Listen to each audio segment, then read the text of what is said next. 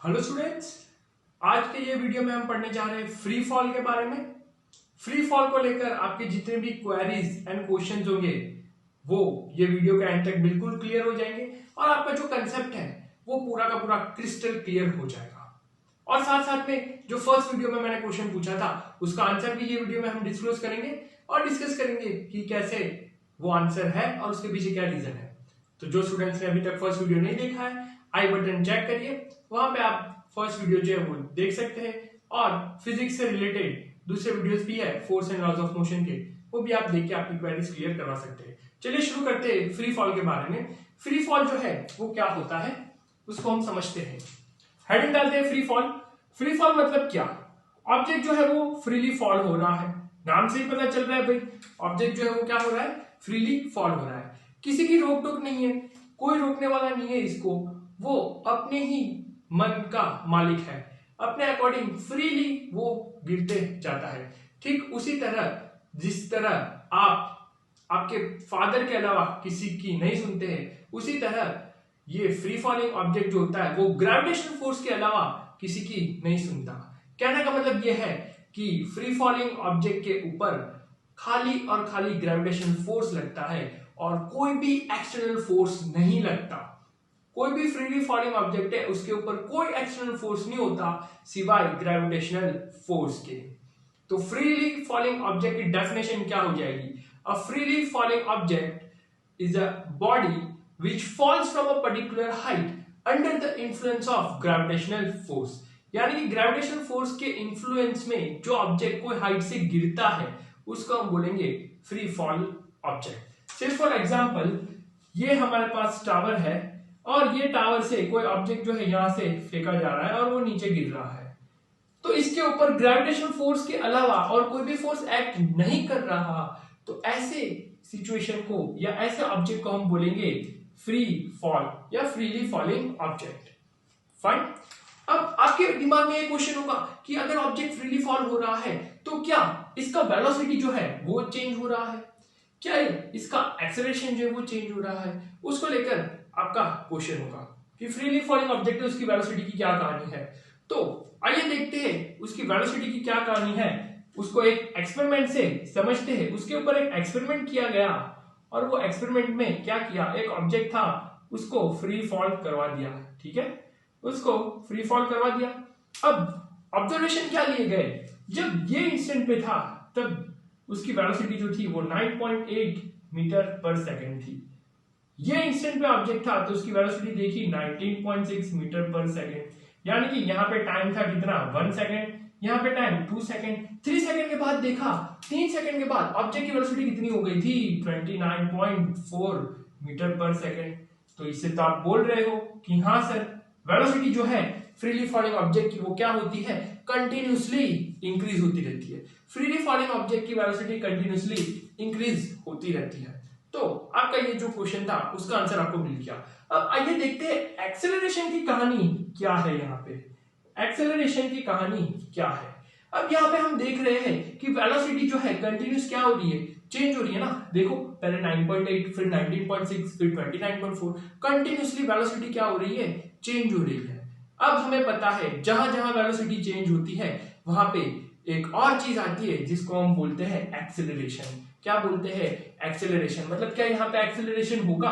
तो आपका आंसर है हाँ, चेंज इन वेलोसिटी जहां जहां होती है वहां पे एक्सेलरेशन होता है।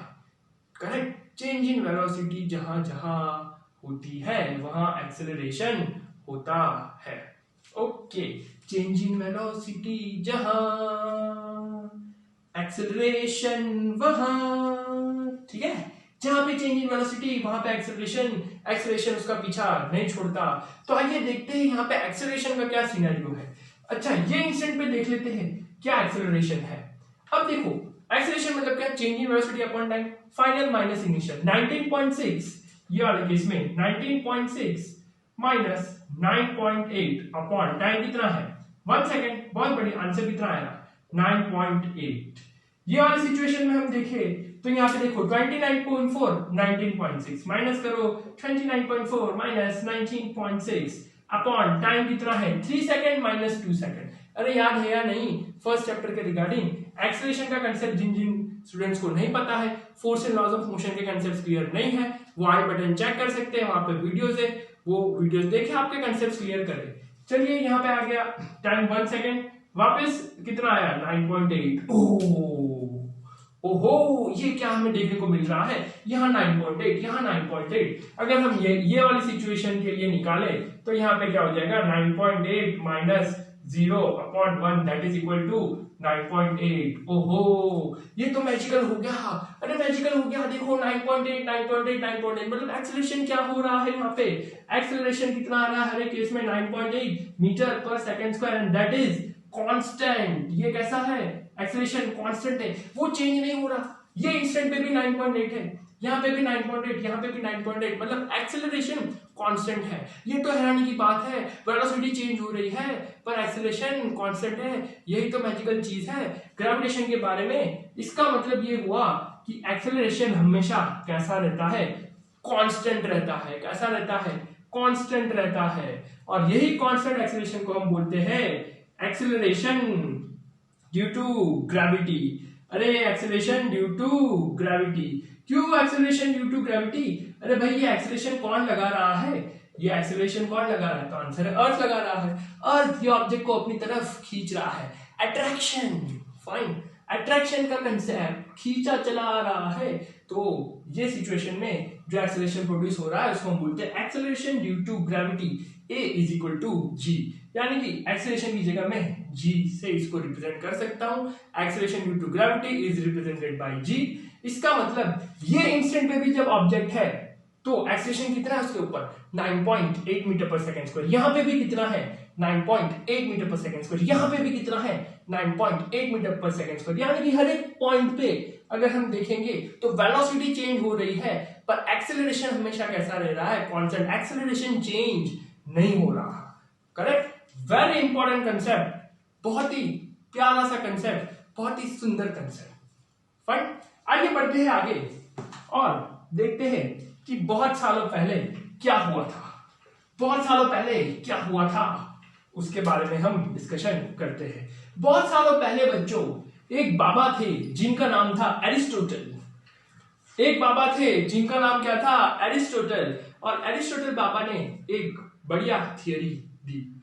एरिस्टोटल बाबा की थियरी के अकॉर्डिंग बबलू जो खा पी के पूरा 100 किलो का हो गया है और सामने स्वीटी जिसका वेट है 45 केजी, मास है 45 केजी, और दोनों को बिल्डिंग के टेरेस पे ले जाके एक साथ जमीन पे पटका जाए तो दोनों में से पहले बबलू की हड्डियां टूटेगी और स्वीटी की हड्डियां भी टूटेगी, लेकिन बाद में। कहने का मतलब यह है यहाँ पे कि हैवियर ऑब्जेक्ट जो है वो जमीन पे पहले गिरेगा और लाइटर ऑब्जेक्ट जो है वो जमीन पे बाद पे गिरेगा अगर उनको सेम हाइट से फेंका जाए। ये थियरी बताई हमारे एरिस्टोटल बाबा ने। उन्होंने ये बोला कि अगर दो ऑब्जेक्ट्स, एक हैवियर और एक लाइटर, दोनों को सेम हाइट से ड्रॉप किया जाए तो हैवियर ऑब्जेक्ट पहले हिट करेगा ग्राउंड को और लाइटर ऑब्जेक्ट बाद में। और यही थियरी को हम बहुत सालों तक मानते रहे। यही एरिस्टोटल बाबा की झूठी थियरी को हम बहुत सालों तक सच मानते रहे। कब तक सच मानते रहे? जब तक न्यू हीरो की एंट्री नहीं हो जाती। न्यू हीरो की एंट्री नहीं हो जाती फिजिक्स की दुनिया में, और ये न्यू हीरो जो है वो है गैलीलियो गैलीली। बिल्कुल, जब तक गैलीली जो है उसकी एंट्री नहीं हुई थी, गैलीलियो गैलीली की एंट्री नहीं हुई थी फिजिक्स की दुनिया में, तब तक ये थियरी को सच माना गया। और गैलीलियो बाबा ने एंटर होते ही बोला कि भाई ये थियरी जो है वो रॉन्ग है, ये थियरी जो है वो करेक्ट नहीं है, इसको मैं अलग तरीके से रिप्रेजेंट करता हूं, यानी कि अलग तरीके से रिप्रेजेंट कर सकता हूं। तो फिर लोगों ने बोला कि भाई कैसे, ऐसा तो हम नहीं मानते। हाँ मैं नहीं मानते, इसको प्रूफ करके बताओ। और हमारे गैलीलियो भाई साहब भी ठहरे बहुत ही जिद्दी, और गैलीलियो बाबा ने ठान लिया इसको प्रूफ करना। पता नहीं एक अजीब सा शौक था गैलीलियो बाबा को, और वो शौक था वो बड़े बड़े बिल्डिंग्स को क्लाइंब करने का। अब हमने सोचा है और सुना भी है कि लोगों को माउंटेन क्लाइंब करने का शौक होता है, पर इनको तो कोई अजीब ही शौक था, और ये शौक जो था वो था बिल्डिंग क्लाइंब करने का। तो इटली में लीनिंग टावर ऑफ पिसा जो है वो एक दिन क्लाइंब कर लिया गैलीलियो ने, और उनकी टेरेस पे जाकर उन्होंने क्या किया, टेरेस पे जाकर उन्होंने कोई गुल नहीं खिलाए। उन्होंने दो ऑब्जेक्ट्स जिनका मास अलग अलग था, एक हैवी और एक लाइट, वो दोनों को एक साथ जमीन पे पटका, यानी कि एक साथ यहां से छोड़ दिया। और फिर क्या ऑब्जर्व किया गैलीलियो गैलीली ने ऑब्जर्व किया कि ये दोनों ऑब्जेक्ट्स जो है वो जमीन पे यानी कि सरफेस पे एक साथ हिट करते हैं, दोनों जमीन पे एक साथ पहुंचते हैं। और ये थियरी को फिर सभी ने एक्सेप्ट किया क्योंकि इसको गैलीलियो बाबा ने प्रूव कर दिया था। और ये चीज को प्रूव करके गैलीलियो बाबा ने बताया कि क्या बताया कि एक्सेलरेशन ड्यू टू ग्रेविटी, अरे एक्सेलरेशन ड्यू टू ग्रेविटी यानी कि स्मॉल जी या कैपिटल जी, अरे बोलो स्मॉल जी, ठीक है ना। Acceleration due to gravity is independent of mass, is क्या, इंडिपेंडेंट ऑफ मास। इसका मतलब अगर ये मास के ऊपर डिपेंड करता तो हमारे एरिस्टोटल बाबा सही हो जाते, यानी कि ये ऑब्जेक्ट पहले गिरता क्योंकि ये हैवियर है और ये ऑब्जेक्ट बाद में गिरता क्योंकि ये लाइटर है। और यही थियरी को सभी ने एक्सेप्ट किया क्योंकि गैलीलियो बाबा ने इसको प्रूव कर दिया। और आते हैं अब आपके क्वेश्चन के आंसर के ऊपर, जो कि हमने फर्स्ट वीडियो में आपसे पूछा था क्वेश्चन कि एक जगह से दूसरी जगह जैसे मैं मूव कर लूं, यहां से यहां और यहां से यहां, या कोई भी पोजीशन से मैं मूव कर रहा हूं तो मेरे सराउंडिंग में जितने भी ऑब्जेक्ट्स हैं उसके साथ मेरा रिलेशन कुछ चेंज हुआ, यानी कि पूरे यूनिवर्स में कुछ चीज चेंज हुई या सब कुछ एज इट इज रहा। तो इसका आंसर है हाँ, चेंज हुआ। क्या चेंज हुआ? तो आंसर है फोर्स चेंज हुआ। अरे फोर्स ऑफ ग्रेविटी चेंज हुआ, यानी कि ग्रेविटेशनल फोर्स जो है वो चेंज हुआ। अब आप हैरान हो गए होंगे, अरे चौंक गए आप सभी, है ना, कैसे ये पॉसिबल है सर, आप तो यहाँ से यहाँ कर रहे हो और ग्रेविटेशनल फोर्स कैसे चेंज हो क्या? तो याद करो बच्चों, फर्स्ट वीडियो में मैंने आपको बताया था F equal to G m1 m2 upon r square. r क्या है यहाँ पे? Distance between two object. अब मैं यहाँ से यहाँ मूव हो गया तो मेरा ये बोर्ड से डिस्टेंस चेंज हो गया, मेरा सराउंडिंग में जो वॉल है उससे डिस्टेंस चेंज हो गया, मार्कर से डिस्टेंस चेंज हो गया। तो डिस्टेंस चेंज हुआ तो ग्रेविटेशन फोर्स भी चेंज हुआ। लेकिन ये चेंज कैसा है, बहुत ज्यादा या बहुत कम?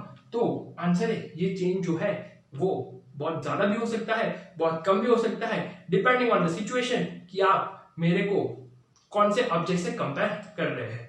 छोटे मास वाले ऑब्जेक्ट से कंपेयर कर रहे हैं या बड़े मास वाले ऑब्जेक्ट से आप कंपेयर कर रहे हैं। फाइन, तो कंपैरिजन करके आप बता सकते हैं कि ये फोर्स कितना इफेक्टिव है, यानी कि जो चेंज आएगा ग्रेविटेशन फोर्स में वो ज्यादा होगा या कम होगा। तो ये आंसर के साथ ही आज का वीडियो हम एंड करते हैं और नेक्स्ट वीडियो में हम पढ़ेंगे कि ये एक्सेलरेशन ड्यू टू ग्रेविटी जो कि हमने ये वीडियो में देखा दैट इज कांस्टेंट। अब ये चीज को हम नेक्स्ट वीडियो में गलत प्रूफ करेंगे। हम देखेंगे कि एक्सेलरेशन ड्यू टू ग्रेविटी जो है वो कांस्टेंट नहीं होता है। फाइन, तो मिलते हैं अगले वीडियो में।